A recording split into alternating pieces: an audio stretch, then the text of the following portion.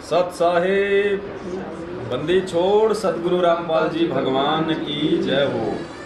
सत साहिब भाई और बहनों, आज दिनांक 25 जून 2022 को हम हरियाणा के फरीदाबाद में हमारी बहन है जिन्होंने परमात्मा से उपदेश ले रखा है, कांता दासी है। फरीदाबाद के नहर पार बुडेना गांव है, नहर पार बुडेना गांव में यहाँ पे आज सतगुरु रामपाल जी भगवान को हलवाराम का भोग लगा है, भंडारे का भोग लगा है। काफ़ी संख्या में भाई बहन आए हुए हैं, बैठ के हम परमात्मा की चर्चा कर रहे हैं। तो यहाँ उनकी सासू माँ है बहन कांता दासी की, लगभग 85 से 90 के बीच में इनकी उम्र है और ये संकल्प नाम उपदेशी हैं। इनको समझाई गई सारी बातें, परमात्मा जी का सत्संग बताया गया, इनके समझ में आया और इन्होंने कहा कि नाम तो मैं गुरु जी आएंगे तभी लूँगी और मैं भक्ति कैसे करूं, मेरे को वो बता दो बस। तो बहन ने इनको संकल्प के बारे में बताया, फिर इनको संकल्प उपदेश दिलाया परमात्मा के दरबार के आगे। और माता जी 90 साल की उम्र में संकल्प दीक्षा लेके, पहले इनको ढंग से सुनाई भी नहीं देता था, अब तो परमात्मा के सत्संग भी अच्छे से सुनने लगी है। 90 की नहीं हूँ बेटा, हाँ 80 की होंगी, 80 के आसपास। हाँ तो मतलब एग्जैक्ट इनको उम्र का नहीं पता है, लेकिन जो बहन है वो बता रही कि 85 के आसपास की है माता जी। हाँ क्योंकि उम्र से भी आप देख रहे होंगे, इस उम्र में तो लोग बैठ जाते हैं। और आपने देखा होगा अभी भोग की आरती में माता जी ने पूरी की पूरी आरती खड़े होके करी है। बताओ, अभी जो नौजवान हमारे जो भाई बहन हैं, नौजवान वो विरोध कर रहे हैं कि खड़े होके आरती नहीं करनी, खड़े होके आरती नहीं करनी, जैसे उन्हें कैंसर हो रहा हो घुटनों में। और ये 80-85 साल की माता जी ने 1 घंटे की पूरी भोग की आरती खड़े होके करी है। तो कुछ शिक्षा लो भाई साहब, युवा भक्तों, शिक्षा लो माता जी से। तुम कहाँ खड़े हो जिंदगी में? पहले पत्थरों के खड़े होके भोग लगाते थे, अब असली भगवान मिल गया है तो तुम्हें खड़े होने में शर्म आ रही है, तुम्हें दिक्कत आ रही है। यही तो काल प्रेरणा होती है।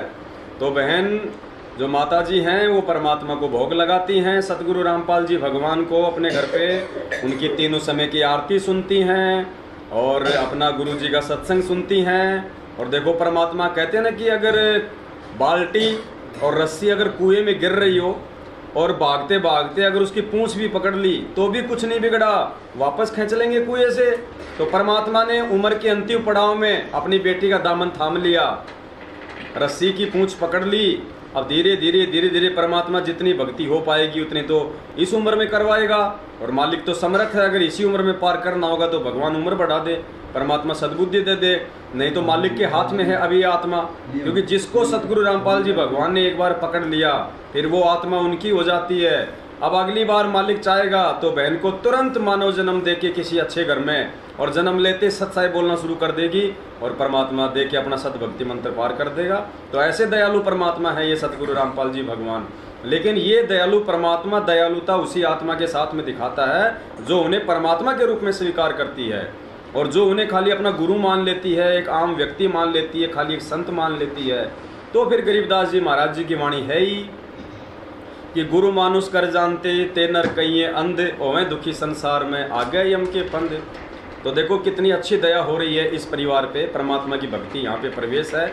और बाकी जो मेंबर हैं जो परिवार के, बहन के जो बेटे हैं, बेटों के जो बहुए हैं, वो भी परमात्मा जी के जो सत्संग है वो सुन रही हैं। और वो कह रहे हैं कि जैसे हमें समझ में आ जाएगा ये मार्ग, इनका कोई विरोध नहीं है, यहाँ पे कोई विरोध नहीं है, अच्छे से भक्ति हो रही है। जैसे ही उनको ये मार्ग समझ में आ जाएगा परमात्मा का, तो वो आत्माएं भी परमात्मा से संकल्प दीक्षा लेके, या जैसे पूज्य गुरुदेव जी आने वाले समय में बाहर आएंगे तो मालिक से नाम उपदेश लेके वो भी भक्ति मार्ग से जुड़ जाएंगी। तो पुण्यात्माओं, जो भगत भाई बहन अपने पूज्य गुरुदेव जी को भगवान मान के अपने घर पे भोग नहीं लगा रहे हैं, सतलोक आश्रम मैनेजमेंट हरियाणा के डर से, उनके भय से, या अपनी नासमझी और अज्ञानता के चलते, ऐसे भगत भाई बहनों को हमारी इंद्रमती माता जी से शिक्षा लेनी चाहिए। पुण्यात्मा, तब कहीं जाके भगवान मिलता है। ऐसे ड्रामेबाजी करने से, देखा देखी में चलने से, भेड़ चाल में चलने से परमात्मा नहीं मिलता।